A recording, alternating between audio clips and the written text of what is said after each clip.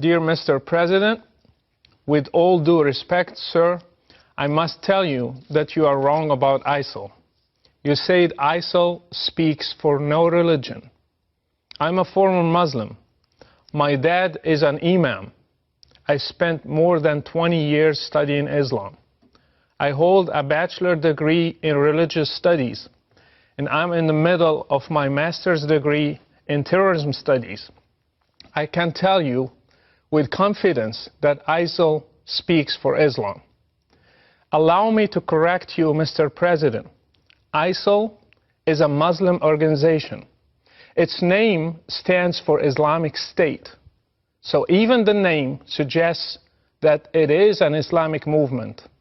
Their leader, Abu Bakr al-Baghdadi, holds a PhD in Islamic studies. I doubt you know Islam better than he does. He was a preacher and a religious leader in one of the local mosques in Baghdad. ISIL's 10,000 members are all Muslims.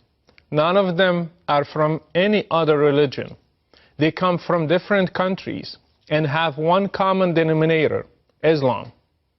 They are following Islam's Prophet Muhammad in every detail. They imitate him by growing their beards, shaving their mustaches, and in the way they dress. They follow his command in the hadith to differentiate themselves from the infidels by wearing their watches on the right instead of the left hand. They implement Sharia in every piece of land they conquer. They pray 5 times a day. They have called for a caliphate, which is a central doctrine in Sunni Islam, and they are willing to die for their religion.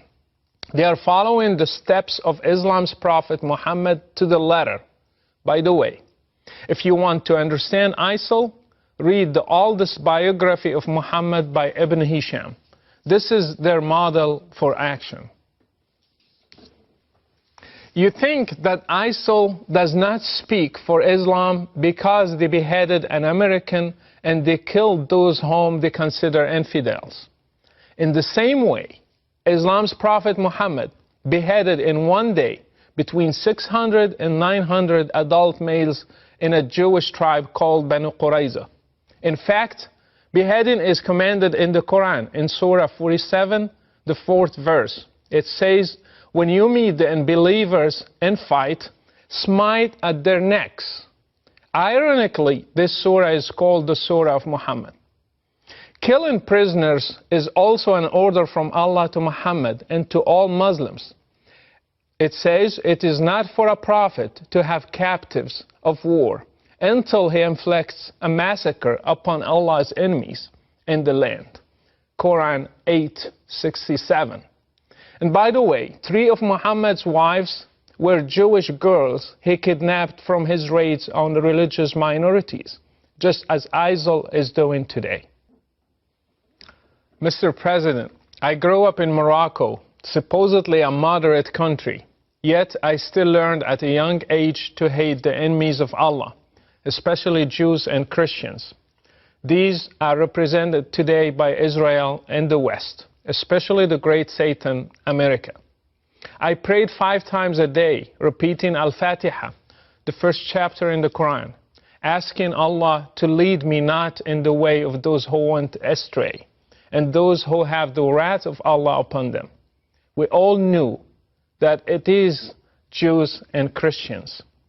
We have been brainwashed to hate all of you in our sacred texts, in our prayers, in our Friday sermons, in our educational systems. We were ready to join any group that one day would fight you and destroy you and make Islam the religion of the whole world, as the Quran says. This is what I and millions like me have been taught. Mr. President, this is an irrevocable fact. Fortunately, when I grew up, I chose to leave Islam and became a Christian because I believe that God is love. Others also left, and still every day they are leaving Islam and choosing different paths for their lives. All of them are suffering today Because again, Islam's prophet Muhammad said, whoever changes his religion, kill him. I left Morocco under persecution. I was fortunate. Others throughout the Muslim world do not have the same opportunity. They are paying a heavy price in different ways in order to get their freedom one day. I ask you, Mr. President, to stop being politically correct, to call things by their names. ISIL, Al-Qaeda, Boko Haram, Al-Shabaab in Somalia, the Taliban, and their sister brand names are all made in Islam. Unless the Muslim world deals with Islam and separates religion from state, we will never end this cycle. Until you deal with the root of the problem, you will be just dealing with the symptoms. ISIL is just one symptom. If it disappears, other ISILs will be born under different names.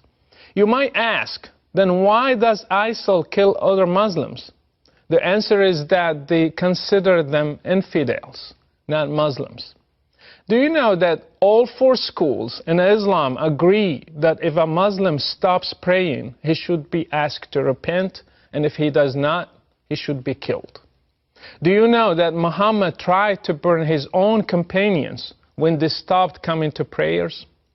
So anything that qualifies a Muslim to be an infidel can be a reason for killing him, even neglecting to pray.